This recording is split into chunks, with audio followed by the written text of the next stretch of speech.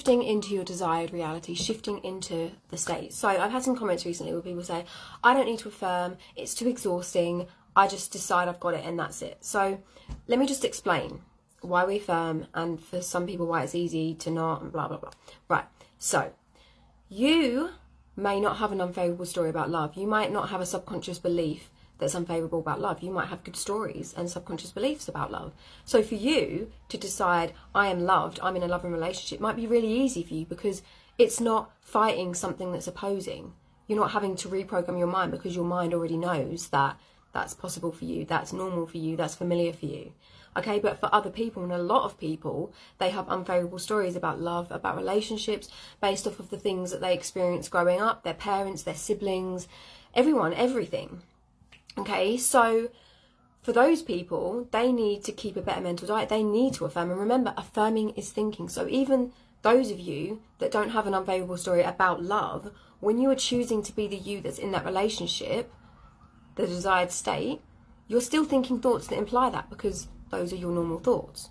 Okay, whereas other people, they're trying to make those their normal thoughts. That's why they're affirming them. So when we don't change our self-concept, our core stuff, this is for those of you that have that core stuff.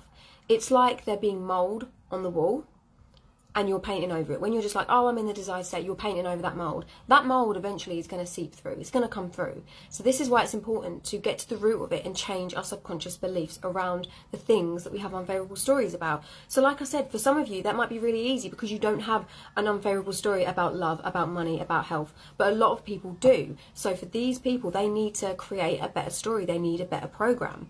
So for them, they will need to affirm or think more in their favour to replace the thoughts that say, I'm a piece of shit, I'm not loved, I'm not good enough, people always leave me. So that's the only difference. But regardless of whether or not you're the person that hasn't got an unfavourable story about love or has, you're still, both of you, both of those people are still thinking thoughts. You're still thinking thoughts of.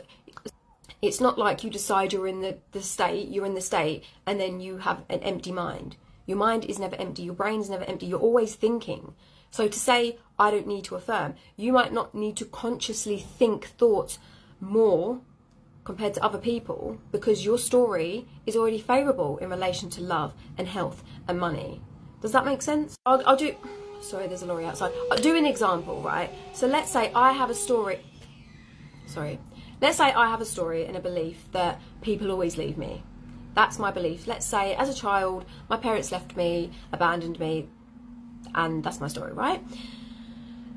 And then there's a person who had a really great childhood. Their parents showed them so much love. Their parents had a great relationship. So between me and this individual, I will probably need to affirm, remember, think more favourable thoughts about love and relationships and people staying because my program is unfavourable. My subconscious programming is unfavourable. So for me, it might take me a bit more conscious effort, say, to create that story and be in that state. Like I said, I can't be in that desired state without changing the core stuff. Like it's like the mould on the wall. If you just keep painting the wall, covering it up, I'm in the state, eventually that mould is going to come through. Eventually those subconscious beliefs that you have are going to rise, they're going to come up, they're going to show up. 3D is going to reflect them back. This isn't a thing to say, you're wrong, you're right, you shouldn't be doing this, you shouldn't be doing that. Everyone is different. Everyone has different beliefs. Everyone has different stories. Everyone has a different program. Everyone's had a different upbringing. So like I said, for some of you, it's easy to just go, oh, I'm just in the state. But even when you are deciding to just be in the state, you're still thinking. You're still thinking thoughts that imply you've got what you want. Are you not? You might say you're manifesting a specific person and you're like, I'm in a loving, healthy relationship with my specific person, and then you just affirm it once and you go about your day. Whenever you think about your person, you're still thinking thoughts that imply you're with them, and when you're going about your day, you're still thinking favourable thoughts about your self-concept. You're still, unconsciously, consciously, it doesn't matter. You're still thinking. Affirming is thinking. You're always thinking. So for those of you that say affirming is exhausting, it's not exhausting.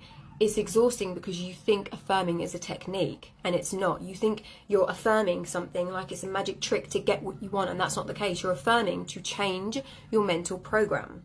You're affirming to become that version of you, to choose to be that version of you, and now identify as a different version of you, to identify as the self that has XYZ.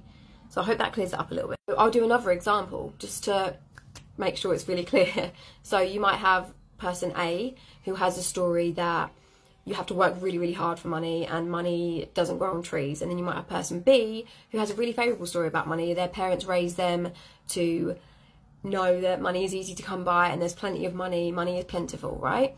So if those two people are manifesting more money, person B, for them, they might not have to repeat as many affirmations because they don't have an unfavourable story about money, whereas person A has an unfavourable story about money. So yes, for them, they will need to affirm, think, affirm, same thing, more favourable stories, have more favourable thoughts about money in order to change that program. Okay, that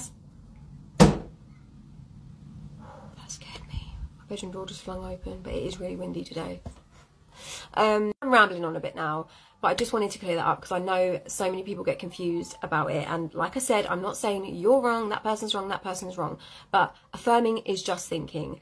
Some of us need to affirm more than others, okay? That's just that consciously, I mean, because we're always affirming. Your mind isn't a box that's just emptied as soon as you decide, I'm in the state, okay? You're always thinking thoughts, okay?